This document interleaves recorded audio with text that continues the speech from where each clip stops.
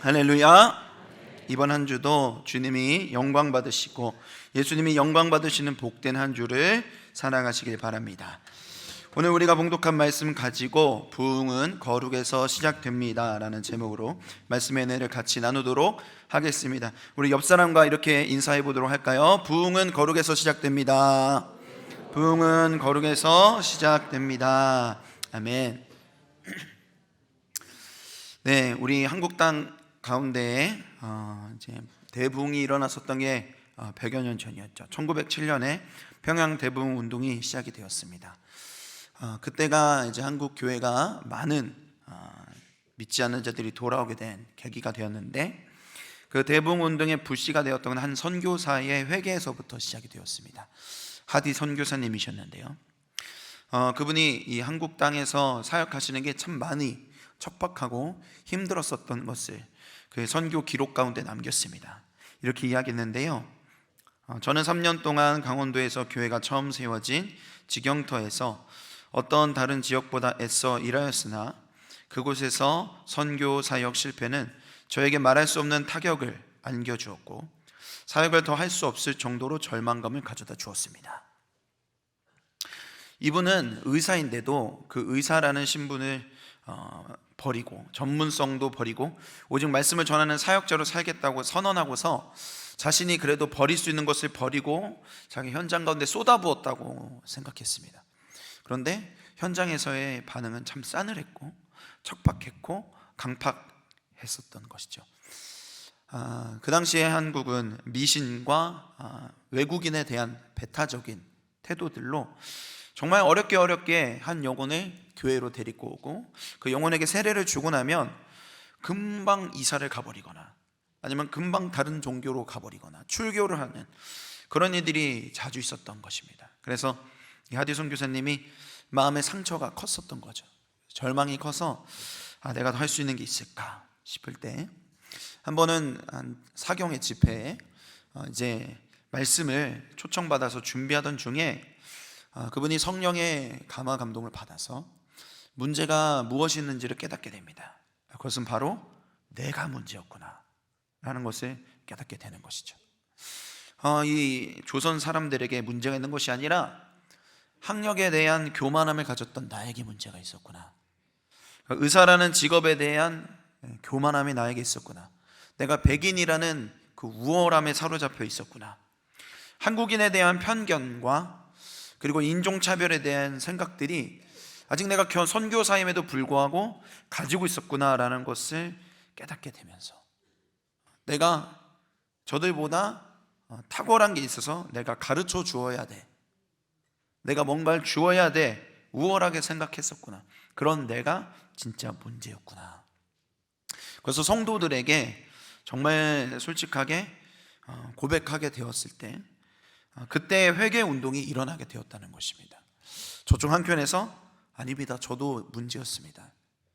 제가 빌린 돈이 있었는데 그걸 오랫동안 갚지 않았습니다.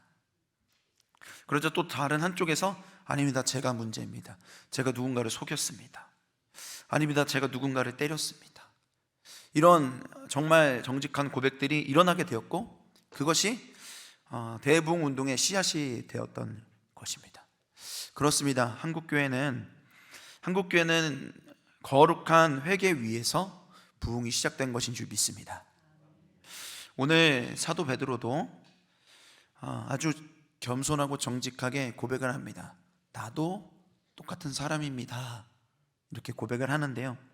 그 고백 위에, 그 회개 위에 부흥이 임합니다. 초대교회의 부흥이 시작이 되는데요. 우리가 예수 그리스도를 구주로 영접한 그리스도인이라면 누구나 부흥을 사모할 줄로 믿습니다. 나의 심령에, 또 나의 가정에, 그리고 나를 부르신 직장에, 그리고 우리 교회 공동체 안에 하나님이 다시 부흥을 허락해 주시기를 모두가 다 사모할 것입니다. 그 사모하는 마음 가운데 오늘 말씀을 들으면서 그 부흥을 위하여 나에겐 무엇이 필요할까? 오늘 성령께서 말씀을 통해 여러분의 심령을 조명하시는 은혜가 있기를 주님의 이름으로 축원합니다. 오늘 말씀에는 두 주인공이 등장을 합니다. 방금 말씀드렸던 베드로가 등장을 하고요, 그리고 고넬료라는 사람이 등장합니다.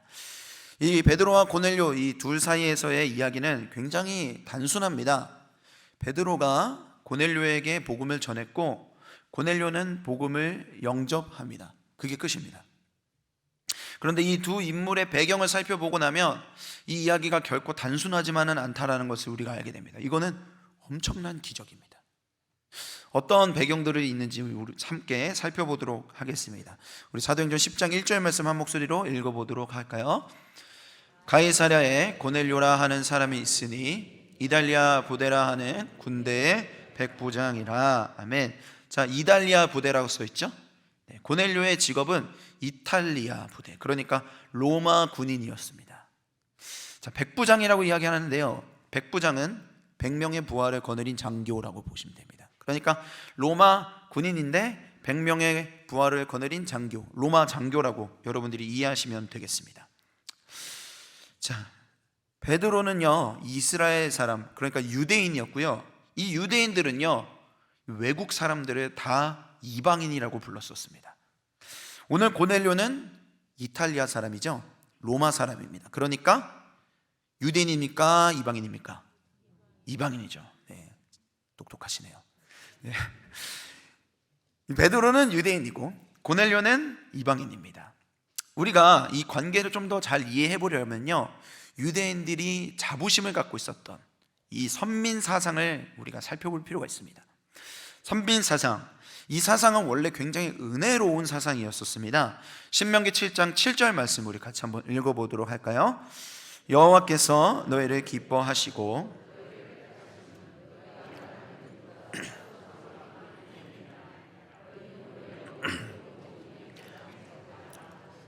자, 뭐라고 써있죠? 너희는 오히려 모든 민족 중에 가장 적으니라. 하나님께서 이스라엘 민족을 선택한 이유가 그 민족이 강하고 탁월하고 우월해서가 아니라는 겁니다. 하나님이 이스라엘 민족을 선택했을 때 그들은 가장 적었고 쓸모없는 연약한 민족이었습니다. 하나님이 그러면 이 이스라엘을 왜 선택하신 걸까요? 그 다음 신명기 7장 8절 말씀에 이렇게 이야기합니다. 제가 읽어드리겠습니다. 여호와께서 다만 너희를 사랑하심으로 말미암아. 하나님이 이스라엘을 선택한 이유가 뭐라고요? 다만 너희를 사랑하심으로. 그 당시에 이스라엘 민족이 선택받은 만큼 자격 있고 합당해서가 아니었습니다. 그들은 작고 연약한 민족이었습니다. 그러나 하나님은 그들을 사랑하셨어요. 그래서 선택하신 겁니다. 이게 바로 선민 사상입니다. 나는 아무것도 아닌데 하나님이 은혜로 불러주신 것, 나는 아무것도 아닌데 주님이 나를 사랑하셔서 불러주신 것, 그 은혜가 감사해서 내 삶을 주님께 드리기로 결정하는 것, 거룩하게 살기로 결정하는 것, 그게 선민 사상입니다. 그런데 이 좋은 취지가 세월이 흐를수록 변질이 됩니다. 이스라엘 민족의 자존심이 되고 자부심이 되고 이상한 프라이드로 변질이 됩니다. 아무것도 아닌데 사랑하셨으니까 우리가 그 주님을 사랑하며 거룩하게 살자, 이게 선민사상인데요, 앞뒤가 바뀌어요. 우리가 거룩하니까 선택하신 거야. 우리가 자격이 있으니까 선택하신 거야. 그러면서 그 자격을 지키려고 합니다. 뭡니까? 거룩하게 살아야 돼. 우리 유대인들은 선택받았으니까 거룩하고, 선택받지 않은 나머지 이방인들은 더러워. 그들은 상종할 만한 가치가 없어 라고 생각하면서 그들과 어울리지 않았고 그들과 어떤 접촉도 하지 않으려고 했었던 것, 그게 이 유대인들의 관습이었습니다. 그래서 요한복음 4장 9절에 보면은 이렇게 이야기를 합니다. 끝에 이는 유대인이 사마리아인과 뭐하지 않았다? 상종하지 않았다는 겁니다. 심지어는 그 당시에 유대인들은요, 이방인을 사람 취급을 하지 않았습니다. 짐승으로 여겼어요. 우리는 거룩하니까. 자, 그런 배경을 생각하시면서 베드로와 고넬료가 만났던 것을 다시 한번 여러분들이 생각해 보십시오. 그런 상황에서 베드로가 고넬료를 만나서 복음을 전하고 고넬료는 그 복음을 영접했다라는 것은 단순한 일이 아닌 거예요. 유대인이 짐승처럼 여기던 이방인을 만났다. 이것은 기적 같은 일인 거죠. 복음을 전했다? 기적 같은 일인 겁니다. 이것이 더 기적 같은 이유는요, 하나의 이유가 더 있는데, 그것은 이 고넬료는 가해자이고 베드로는 피해자라고 생각했기 때문입니다. 우리가 많은 대인관계를 맺다 보면 가해자와 피해자를 많이 나누죠. 그렇게 우리가 살아갈 때가 많이 있습니다. 베드로도 그랬습니다. 나는 피해자다. 그리고 고넬료, 그리고 로마 군인들은 가해자다. 베드로는 유대인이었습니다. 그리고 유대인들은 죄송합니다. 유대인들은 이 로마라는 강대국 안에서 속국으로 살면서 늘 핍박당했고, 그래서 억울한 마음이 있었어요. 원수라고 생각했습니다. 우리가 나중에 기회가 되면, 힘이 생기면 언젠가는 이 서름을 꼭 되갚아주겠다, 복수하겠다라는 마음들이 이 유대인들의 마음 안에는 많이 있었습니다. 일제강점기라고 보시면 우리가 좀 더 이해하기 좋겠죠. 일제강점기로 비유해 본다면 베드로의 눈에 이 고넬료는요, 뭘로 보이냐면 일본 장교로 보이는 거예요. 앞잡이, 일본 앞잡이처럼 보이는 겁니다. 그러니까 이를 갈면서 원수처럼 생각하는 거예요. 여러분, 성경을 좀 보다 보면 베드로가 얼마나 혈기왕성한 사람인지 잘 알지 않습니까? 예수님께서 겟세마네 동산에서 로마군에게 잡혀요. 그때 칼을 빼들었던 게 누굽니까? 베드로입니다. 귀를 잘랐던 게 누굽니까? 베드로입니다. 베드로는 그렇게 혈기왕성했었던 사람이에요. 누구보다 이 이스라엘 민족의 서러움을 어떻게든 회복하는 것에 집중하고 있는 게 이 베드로의 관심사였습니다. 그런데 그런 그가 어떻게 원수의 집까지 갈 수 있었을까요? 그랬던 그가 어떻게 가해자라고 생각하는 그에게 찾아가서 내가 가지고 있는 가장 값진 복음을 전할 수 있었던 걸까요? 이것은 기적 같은 일입니다. 어떻게 그런 일이 있었는지 우리 베드로의 상황과 고넬료의 상황을 좀 살펴보았으면 하는데요, 먼저 베드로의 상황을 보도록 할까요? 28절 말씀 같이 한 목소리로 읽어보도록 하겠습니다. 시작. 이르되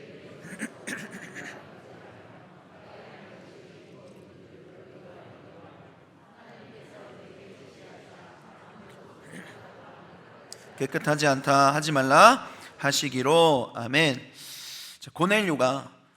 고넬료를 만나기 전에, 베드로가 고넬료를 만나기 전에 이 베드로가 신비한 환상을 보게 되고, 그 신비한 환상에서 하나님의 음성을 듣게 되는데요, 그 음성은 방금 전에 읽어봤던 28절과 같습니다. 내가 깨끗하다고 한 것 네가 더럽다고 하지 말아라. 이 베드로가 도대체 어떤 환상을 보았길래 이런 이해할 수 없는 음성을 듣게 되었던 것일까요? 사도행전 10장 10절부터 16절 말씀을 우리가 쭉 읽어보면 어떤 환상인지 우리가 금방 알 수 있는데요, 저와 한 절씩 교독하면서 살펴보도록 하겠습니다. 제가 먼저 10절 읽도록 하겠습니다. 그가 시장하여 먹고자 하매 사람들이 준비할 때에 황홀한 중에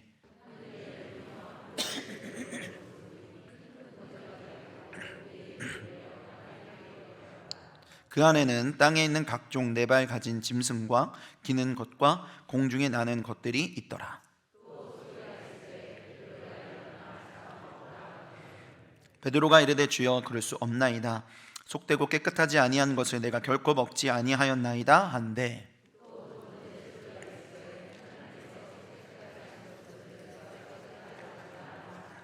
이런 일이 3번 있은 후 그 그릇이 곧 하늘로 올려져 가니라. 아멘. 어떤 환상이었을까요? 그림 하나 보여주시겠습니까? 이런 환상이라고 여러분이 금방 이해하실 수 있을 겁니다. 자, 하늘로부터 보자기가 내려오는데 그 보자기 안에 다양한 동물들이 쌓여져 내려왔습니다. 근데 공통점이 있다면 유대인의 관습에서 다 더럽다고 여겨졌었던 동물입니다. 보면 뱀도 있고 기린도 있고 말도 있고, 그렇죠. 그 당시 유대인의 관습에 더럽다라고 여겨졌던 이 동물들이 내려오는데 하늘로부터 음성이 들리는 거예요. 베드로야, 이거 잡아먹어라. 무슨 말입니까? 이렇게 더러운 음식을 제가 먹을 수 없습니다. 거절합니다. 근데 3번이나 잡아먹어라 라고 이야기하고 베드로도 3번이나 그것을 거절합니다. 그리고 마지막에 하나님 말씀하시죠. 내가 깨끗하다고 한 것을 내가 더럽다고 하지 말아라. 이게 뭘까요? 베드로가 이해할 수 없습니다. 이 환상도 이해할 수 없고, 그리고 이 음성도 이해할 수가 없습니다. 근데 그때 고넬료의 상황을 우리가 좀 살펴보도록 하겠습니다. 고넬료는 어땠을까요? 우리 30절부터 33절의 말씀을 또 교독해서 읽어보도록 하겠습니다. 제가 먼저 읽겠습니다. 고넬료가 이르되 내가 나흘 전 이맘때까지 내 집에서 제 구시 기도를 하는데 갑자기 한 사람이 빛난 옷을 입고 내 앞에 서서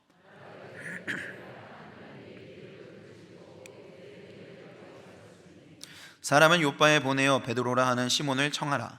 그가 바닷가 무도장이 시몬의 집에 유숙하느니라 하시기로 내가 곧 당신에게 여기까지 읽어보겠습니다. 사람을 보냅니다. 자, 고넬료는 어떤 사람이었냐면요, 사도행전 10장 앞부분을 보면 그의 배경에 대해서 이렇게 또 이야기를 합니다. 고넬료는 하나님을 경외하는 자였다. 그리고 가난한 자들에게 구제하는 자였고, 그리고 그의 집안은 기도하는 집안이었다라고 이야기를 합니다. 그리고 그때도 나흘 전에, 베드로를 만나기 나흘 전에도 제 구시에 기도를 하고 있었는데 하나님의 천사가 나타나서 생뚱맞는 이야기를 하는 거예요. 베드로를 찾아가라. 누군지 모르는데, 만나본 적도 없는데, 그리고 그 베드로가 어디 있는지까지 이야기해 주시는 겁니다. 이 고넬료는 기도하는 사람이었기 때문에 순종하는 것이죠. 베드로와 고넬료는요, 일면한식이 없습니다. 완전히 초면입니다.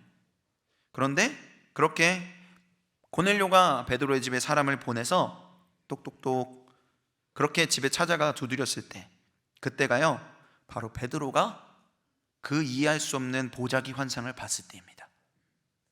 무슨 일이 이제 일어날 것 같죠? 어떻습니까? 둘은 일면한식이 없는데요, 퍼즐이 맞춰져 갑니다. 여러분, 그 퍼즐을 누가 맞추고 계시는 걸까요? 그렇죠. 너무 잘 되는, 너무 똑똑하시네요, 여러분. 하나님이 맞추고 계신 겁니다. 성령 하나님이요, 이 베드로에게 나타나 고넬료에게 나타나 그 둘의 너무나 귀한 만남을 하나님께서 허락하시는 겁니다. 자, 고넬료의 사람들이 와서 고넬료라는 분이 당신을 초대합니다. 집으로 가시죠. 근데 사실 베드로가 이 얘기를 들었을 때 고넬료가 알고 보니까 로마 장교인 거예요. 그리고 이방인인 거죠. 여러분, 우리가 배경을 좀 살펴봤잖아요. 이 로마 장교의 집에 간다는 게 안전합니까? 위험합니까? 위험하죠. 이 장교가 나를 죽이려고 지금 데리거나 신문하려고, 고문하려고 데리거나 이런 위험한 생각이 드는 게 당연한 것이고, 더구나 이방인의 집에 가서 먹고 마시고 한다라는 것은요, 이 유대인으로서는 위법, 절대 용납할 수 없는 일이었다라는 겁니다. 그래서 그가 어떻게 될지 주저하고 있을 때 성령님께서 이 베드로에게 이렇게 말씀하십니다. 우리 사도행전 10장 20절 말씀 한 목소리로 읽어보도록 하겠습니다. 시작. 내가 그들을 보내었느니라 하시니. 아멘. 이따가도 한 번 더 말씀드리겠지만요, 여기서 의심하지 말아라 라고 성령님께서 말씀하셨는데, 이 의심하지 말라는 것은 베드로가 지금 믿음이 부족하다라는 뜻이거나 하나님을 불신하고 있다라는 의미가 아닙니다. 여기서 말하는 의심하지 말라라는 말의 원어를 찾아보면 차별하지 말아라 라는 뜻입니다.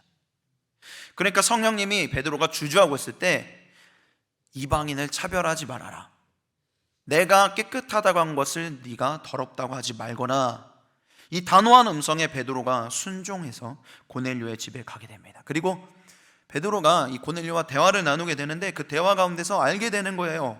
어떻게 해서 나를 초대하게 됐습니까? 제가 매일매일 기도하는데, 구시에 기도하는데 나흘 전에 하나님께서 음성을 주시는데 당신을 초대하라고 했습니까? 어디에 있다라고도 이야기했습니다. 제가 그래서 순종해서 왔습니다. 베드로가 놀라는 거죠. 이방인에게도 하나님이 말씀을 하시는구나. 이방인도 하나님 앞에 기도하며 사는구나. 그렇게 깨닫게 된 베드로가 34절과 35절에 이렇게 믿음의 고백을 합니다. 같이 우리 한 목소리로 읽어보도록 하겠습니다. 시작. 베드로가 입을 열어 말하되 각 나라 중 하나님을 경외하며 의를 행하는 사람은 다 받으시는 줄 깨달았도다. 아멘. 베드로가 그제서야 환상을, 그제서야 하나님의 음성의 의미를 이해하는 거예요.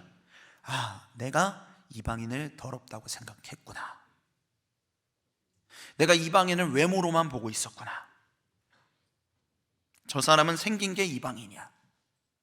저 사람은 하는 짓이 이방인이야. 저 사람은 성격이 이방인이야. 저 사람의 과거를 봐. 저 사람은 이방인이야. 저 사람이 예전에 이렇게 살았는데 저렇게 살았는데 이제 와서 교회에 와서 예배하고 있다고? 우리도 모르는 새에 많은 이방인을 우리의 마음 가운데 만들어 두고 있지는 않은가 돌아보았으면 합니다. 주님은 이방인의 중심을 보십니다. 그리고 그 중심이 깨끗하면 나도 깨끗하다고 말한다. 내가 깨끗하다고 말한 그 사람을 네가 어찌하여 더럽다고 하느냐. 베드로의 이 편견이 벗겨지고 나니까 베드로는요 곧장 복음을 전하게 됩니다. 고넬료와 그 가정의 복음을 전하는데 아마 이런 복음이었겠죠. 당신네들이 죽인 예수 그리스도, 더 로마군이 죽인 예수 그리스도, 십자가에 못 박아 죽였던 그분은 사기꾼이 아닙니다. 그분은 정신이 나가서 십자가를 진 것도 아닙니다. 그분은 무능해서 죽은 것도 아닙니다. 그분은 진짜 하나님의 아들이십니다. 내가 증인이고 12사도가 증인이고 500여 명의 증인이 더 있습니다. 그분이 죽었다가 3일 만에 부활했다는 걸 우리가 다 보았습니다. 그러니까 예수님이 십자가에 죽으신 건 무능해서 죽으신 게 아니라, 패배하신 것이 아니라 오히려 당신을 건져내려고 죽으신 겁니다. 당신의 절망으로부터, 우울함으로부터, 패배의식으로부터, 불면증으로부터, 당신의 그 공허한 마음으로부터 당신을 건져내고 살리시려고 죽으신 것입니다. 당신 제대로 살고 싶습니까? 생명력 있게 살고 싶습니까? 공허함을 끝내고 싶습니까? 인생의 방황을 끝내고 싶습니까? 예수님을 믿으십시오. 그때 예수님을 믿게 도우시는 자, 헬퍼, 보혜사 성령께서 이 고넬료와 그 가정 가운데 강력하게 역사하시는 겁니다. 그 역사가 얼마나 강력했는지 마치 베드로와 그 사도들이 마가야 다락방에서 처음 성령의 임재를 경험했던 것과 동일한 은혜를 그들이 경험하는 걸 보면서 성령이 이방인에게도 역사하시는구나, 이 놀라운 경험을 베드로가 하게 되었다라는 것이죠. 이것을 통해서 우리는 부흥을 위한 두 가지를 생각해 보게 됩니다. 첫 번째, 우리 같이 한번 읽어보도록 하겠습니다. 하나님은 편견을 바꾸시는 분이십니다. 하나님이 베드로에게 가르친 게 있다면 진짜 거룩이 뭐고 가짜 거룩이 뭔지를 가르치십니다. 베드로는 아마 이게 진짜 거룩이라고 생각했겠죠. 보자기에 쌓여있는 더러운 동물들이 내려왔을 때 그것을 먹지 않는 게 거룩이라고 생각했습니다. 더러운 이방인들을 향해서 복음을 전하지 않는 것, 그것은 당연히 배제시켜도 된다라고 생각했던 게 거룩이라고 생각했습니다. 그런데 주님은 달랐죠.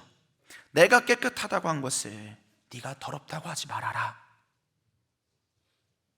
그리고 고넬료가 보냈던 사람들을 따라가라라고 말씀하셨습니다. 그리고 따라갈 수 있도록 그의 생각을 교정해 주시는데, 사도행전 10장 20절 우리 아까 읽었죠? 일어나 내려가 뭐 하지 말고? 의심하지 말고 함께 가라. 차별하지 말고 가라. 주님이 아주 인격적으로 베드로에게 가르쳐 주시는 거죠. 베드로야, 네가 나를 위해 깨끗하게 살고 싶은 건 알겠는데 그거 진짜 거룩이 아니야. 그거 차별이란다. 그거 너의 편견이고 너의 선입견이란다. 나는 너의 그 편견과 선입견을 다 태워버리고 진짜 거룩을 가르쳐주고 싶어. 여러분, 거룩은 원어로 구별한다라는 뜻을 가지고 있습니다. 구별한다. 진짜 거룩은요, 마치 부부 생활하는 것과 흡사합니다.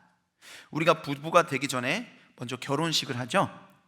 결혼식을 할 때 우리는 서약을 합니다. 신랑 신부 손을 얹고 서약을 합니다. 어떻게 서약하죠? 검은 머리가 팥불이 될 때까지 내가 이 사람 한 명만, 이 사람만 구별하여 사랑하겠다, 다른 사람은 사랑하지 않겠다라고 우리가 서약합니다. 그렇게 여러분 20년, 30년, 40년, 50년 한 사람만 사랑한 여러분들이 정말 멋진 그리스도인인 줄 믿습니다. 아멘. 그렇게 해서 우리가 결혼 생활을 시작하게 되면은요, 점점 성숙한 사랑으로 무르익어 가죠. 근데 저도 처음에 결혼해서 신혼생활을 해보니까 이게 마음 같지 않더라고요. 아주 달콤한 신혼생활을 할 줄 알았는데 엄청 싸웠습니다. 이제는 화목하게 지내고 누구보다 아내와 마음이 맞으니까 제가 이렇게 웃으며 이야기할 수 있지만, 저도 그때 참 미숙했고 그리고 아내도 참 마음 상하는 일들이 많았어서, 여러분 제가 사역 끝나고 퇴근하고 집에 들어오면은 집의 공기가 너무 차가워요. 왜 그렇게 차가울 수가 없어요. 그래서 저도 너무 어렵고 그런 마음을 갖고 있는 아내도 얼마나 힘들었겠어요. 그래서 내가 이걸 잘 해내갈 수 있을까? 우리가 이 마음을 좁혀갈 수 있을까? 자신이 없었습니다. 근데 참 많은 산과 물을 건너서, 그리고 정말 기도하는 가운데 하나님이 저의 고집을 깎으시고 하나님이 서로의 마음을 위로하고 또 헤아려가는 시간들을 통해서 이제 조금씩 말하지 않아도 아내가 지금 뭘 원하는지, 이맘때쯤엔 이런 마음을 먹고 있겠구나라는 것들을 하나님 좀 알게 하시더라고요. 오늘 금요철 때 기도 열심히 했으니까 오늘 밤에는 치킨을 먹고 싶겠구나. 그래서 치킨을 사가는 거죠. 그러면 아내가 엄청 좋아합니다.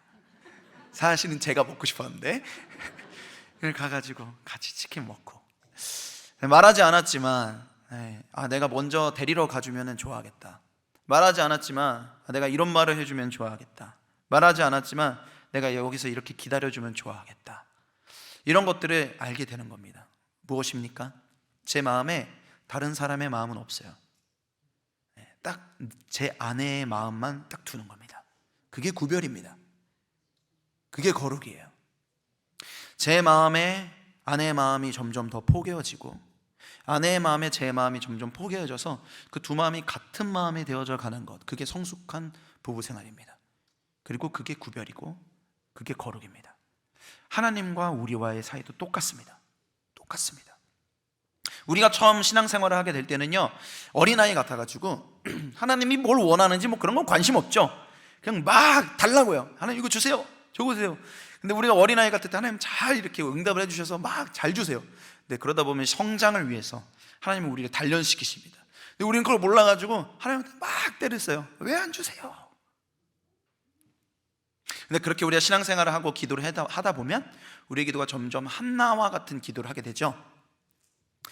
나의 것을 충분히 구해도 되고 구할 수 있지만 그거보다 하나님이 요즘 어떤 소원을 가지고 계실까? 하나님의 마음이 어떠실까? 하나님은 지금 어디에 시선을 두고 계실까를 우리가 여쭤보게 됩니다. 그게 깊어지는 기도이죠. 그래서 처음에 하나님과 내 마음이 달랐었다가 점점 그 마음이 하나가 되어져 가는 것, 내 마음에 다른 마음은 두지 않고 딱 하나님 아버지의 마음만 내 마음에 딱 두기로 결정하는 것, 그게 구별, 그게 진짜 거룩인 줄 믿습니다. 여러분, 오늘 하나님은 베드로에게 그런 진짜 거룩을 가르쳐 주고 계시는 겁니다. 베드로에게요, 베드로의 진짜 거룩은 내 마음만 품는 거야. 내 마음은 내가 깨끗하다고 한 걸 네가 더럽다고 하지 않는 거란다. 저 이방인들의 마음을 봤을 때 그들이 깨끗해. 그러니 너도 그들을 향해 가거라. 하나님은 베드로에게 그것을 가르쳐 주시죠. 네가 이방인을 멀리하는 것, 그것은 거룩이 아니라 차별이야. 그리고 그건 우월의식이고 엘리트주의야. 너는 그건 영적인 결벽증이란다. 겉이 깨끗하면 뭐하니? 겉이 청결하면 뭐하니? 진짜 거룩은 너의 마음에 있어. 예수님은 가장 비위생적인 곳에 가셨던 분입니다. 예수님은 가장 낮은 곳에 가셨던 분입니다. 그분은 고아와 과부의 친구가 되어주시고 그들을 위해 사시다 보니까 그분은 평생 머리 둘 곳 없이 사셨던 분이 예수님이셨죠. 그러면 그분은 불결한 분이신가요? 아닐 것입니다.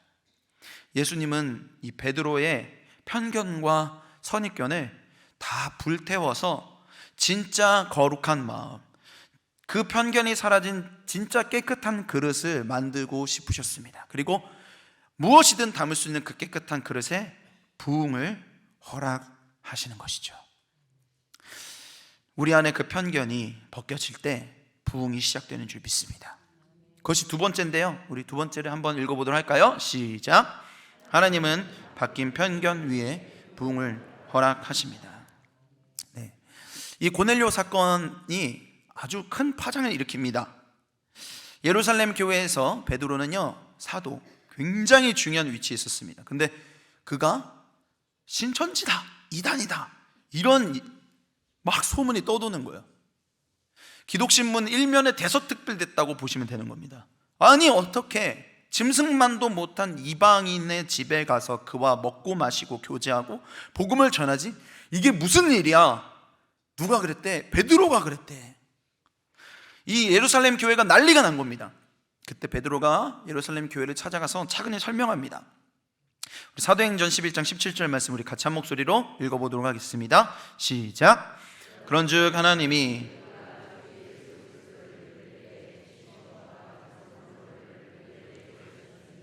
내가 누구이기에 하나님을 능히 맡겠느냐 하더라. 아멘. 내가 누구이기에 성령이 하시는 그 일을 맡겠느냐. 성령이 이방인을 변화시키는데 내가 그 일을 어떻게 맡겠느냐. 성령께서 내가 깨끗하다 한 것을 더럽다 하지 말라고 하셨고, 내가 순종하는 마음으로 복음을 전했을 때 우리가 마가야 다락방에서 만났었던 그 성령의 임재를 이방인들도 경험하더라 라는 겁니다. 놀랍게 영접하고 눈물로 회개하는 그 놀라운 일이 있었다. 그리고 그 소식을 듣게 된 이 예루살렘 교회 성도들이 어떻게 반응합니까? 우리 사도행전 11장 18절 말씀 한 목소리로 읽어보겠습니다. 그들이 이 말을 듣고 잠잠하여 하나님께 영광을 돌려 이르되, 그러면 하나님께서 이방인에게도 생명 얻는 회개를 주셨도다 하니라. 아멘. 그러면 하나님께서 누구에게도? 이방인에게도 생명 얻는 회개를 주셨도다. 하나님은 이 고넬료 사건을 통해서 베드로만 바꾸시는 게 아니에요. 베드로를 통하여 이 예루살렘 교회 성도들을 바꾸시는 겁니다. 하나님이 고넬료 사건을 통해서 베드로의 편견만 바꾸시는 게 아니라 예루살렘 교회 성도들의 편견을 바꾸고 그들이 문을 열게 합니다. 그리고 이후에 본격적으로 이방인들에게 복음을 전하는 사역이 시작되는데, 그 열매가 어떠했는지 사도행전 11장 20절 21절 말씀을 제가 읽어드리겠습니다. 그 중에 구브로와 구레네 몇 사람이 안디옥에 이르러 헬라인에게도 말하여 주 예수를 전파하니 주의 손이 그들과 함께 하심에 수많은 사람들이 믿고 주께 돌아오더라. 아멘. 자, 수많은 사람들이 이 사람들은 다 이방인입니다. 여러분, 문을 여니까 기다렸다는 듯이 수많은 이방인들이 예수를 영접하는 놀라운 역사가 일어났던 것입니다. 하나님은 지금도 마음의 문을 여는 교회를 찾으십니다. 문을 여니 우리가 열어야 하는 마음의 문은 무엇입니까? 여러분의 열어야 하는 마음의 문은 무엇입니까? 여러분, 여러분의 이방인은 누구입니까? 이방인의 이자는 다를 이입니다.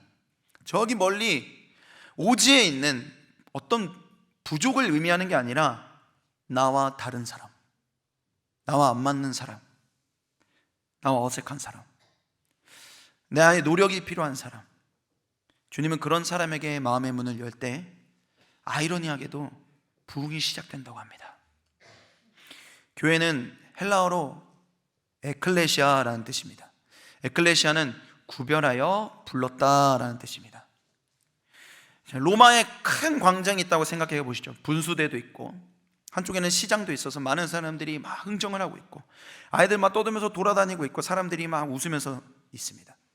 그 큰 광장 안에요, 하나님이 한 사람을 딱 선택해서 구별해서 찝어서 데려다 놓으십니다. 어디? 교회로. 이게 에클레시아입니다. 구별하여 부르다. 여러분, 이 자리에 모이는 여러분들이 다 구별하여 부른 한 영혼인 줄 믿습니다. 옆에 있는 사람과 이렇게 한번 인사해 볼까요? 하나님이 당신을 부르셨습니다. 이렇게 인사할까요? 하나님이 당신을 부르셨습니다. 네. 그러니까 우리가 어떻게 함부로 볼 수 있겠어요? 하나님이요, 세상에서 구별해서 불렀대요. 그러니까 하나님이 포기할 수가 없는 거죠. 하나님이 만지고 고치고 단련시키셔서 반드시 사용하려고 부른 영혼인 줄 믿습니다. 여러분, 교회가 아직 가야 할 길이 멉니다. 그리고 가슴 아픈 일도 많이 겪었고 저질렀습니다. 회개도 필요합니다. 맞습니다. 그러나 여전히 교회는 이 땅의 소망입니다.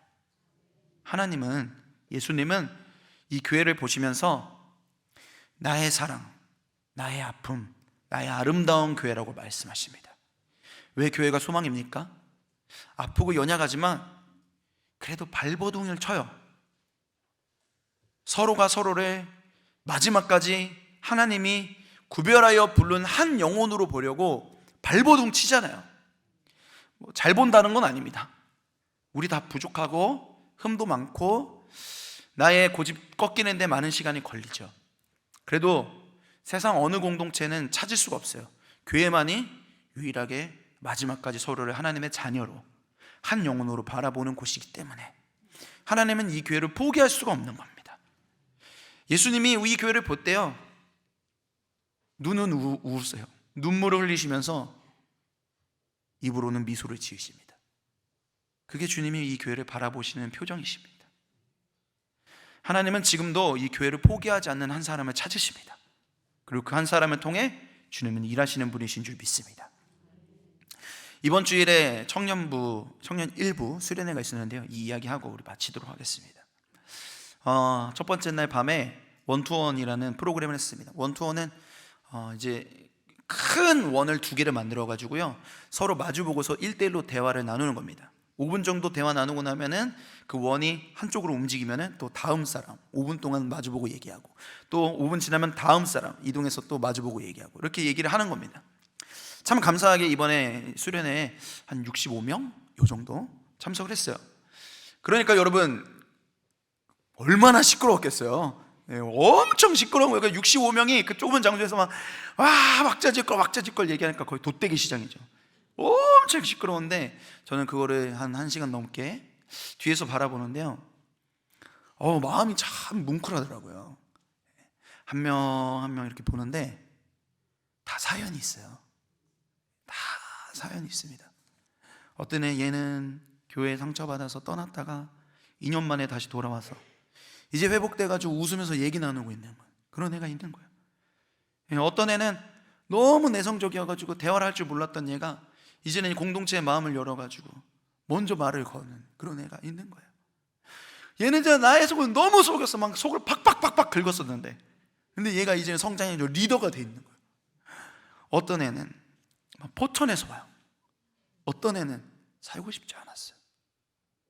근데 와서 살고 싶어진 애가 있고, 마음의 병이 있었는데 회복된 애가 있었고, 하나하나 다 보는데 저는 다 사연이 있는 거예요. 너무 감사하더라고요. 그 애들이 모여가지고 막 밝게 웃으면서 이야기를 서로 나누는데 여기가 천국이겠구나, 그런 생각이 들었던 것 같습니다. 여러분, 하나님은요 교회를 포기하지 않으십니다. 하나님이 한 영혼을 이 자리에 보내셨으면 결코 그저 그런 인생이 아닙니다. 하나님은 끝까지 변화시키려고 포기하지 않으시는 분이신 줄 믿습니다.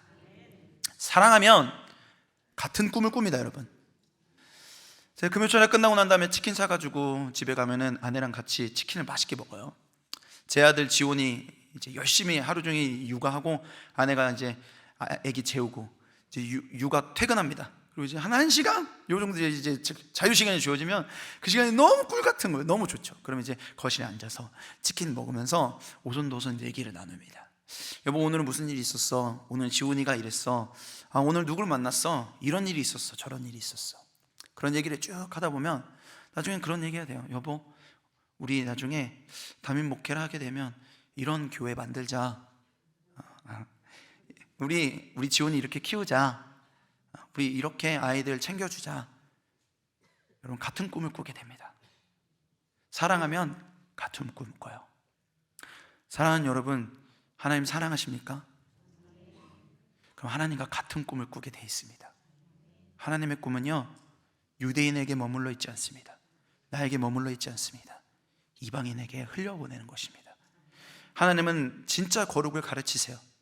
편견과 나의 선입견을 벗기시고 하나님의 마음에 나의 마음이 포개지는, 하나님의 마음만 내게 품고 그것만 구별하는 진짜 거룩을 우리에게 가르치십니다.